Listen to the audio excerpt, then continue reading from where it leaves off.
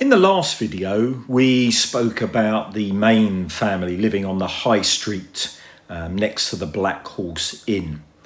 This is the census entry from 1901, and it shows the Main family with Charles as the eldest son, aged 9, Ella, his sister George, and Lionel, who's an interesting character in the story of the Great War, aged only 3 in 1901. Francis Brown was an 18-year-old servant helping the Main family with their day-to-day activities. 10 years later, the Main family can be tracked again through the census.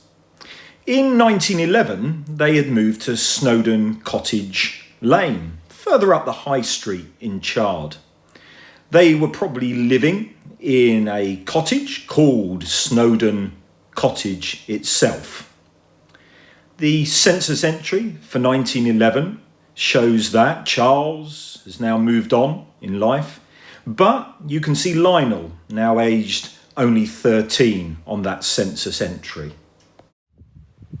So I'm standing in Snowdon Cottage Lane, and behind me is a building named Snowdon Cottage.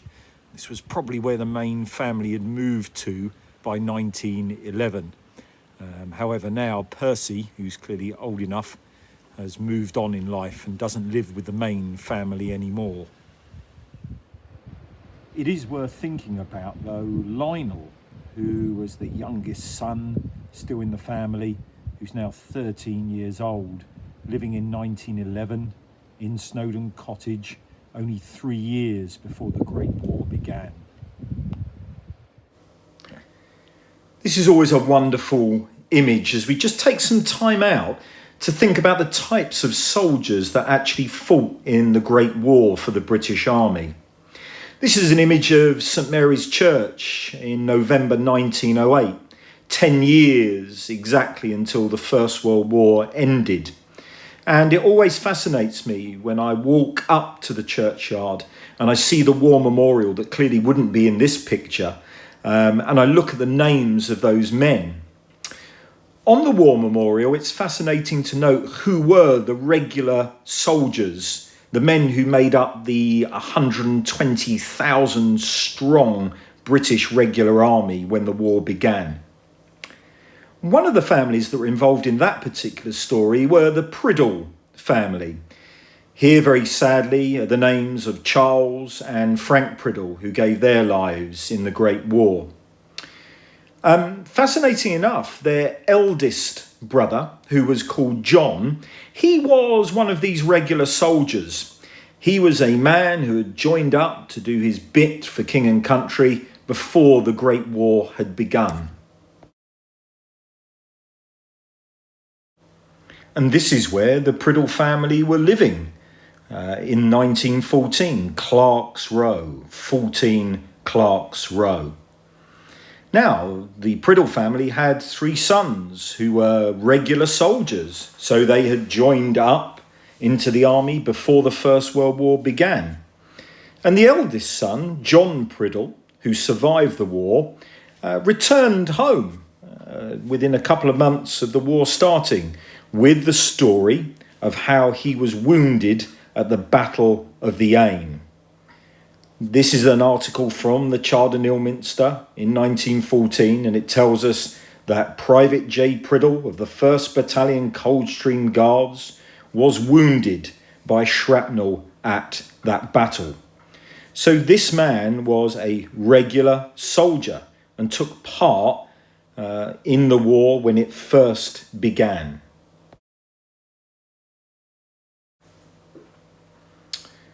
So for the final part of this video, perhaps it would be appropriate to return to the story of the Main family.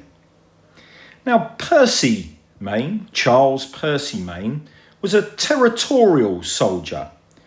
He'd moved up to London, working in Peter Jones' department store on Oxford Street, but he was a trained soldier and went off to fight almost as soon as the war began. What about Lionel, though? Lionel joined as a volunteer, and you can see here when he said he was 19 years and 9 months old. And quite clearly, this could not be correct. In July of 1915, Lionel Francis Mayne, like many young boys, came forward and lied about their age to join the British Army. It's a wonderful piece where it says here, and his height was 5 feet 3 1/4 inches, only 1/4 of an inch above the height restriction to actually join the British Army. He joined on the 17th of July, but his service record goes on to tell us that within 6 days he was discharged, having been irregularly enlisted. They had obviously discovered how old he was, 16, perhaps only 17 years old, and it may have been the case that his mother and father actually objected to what he had done.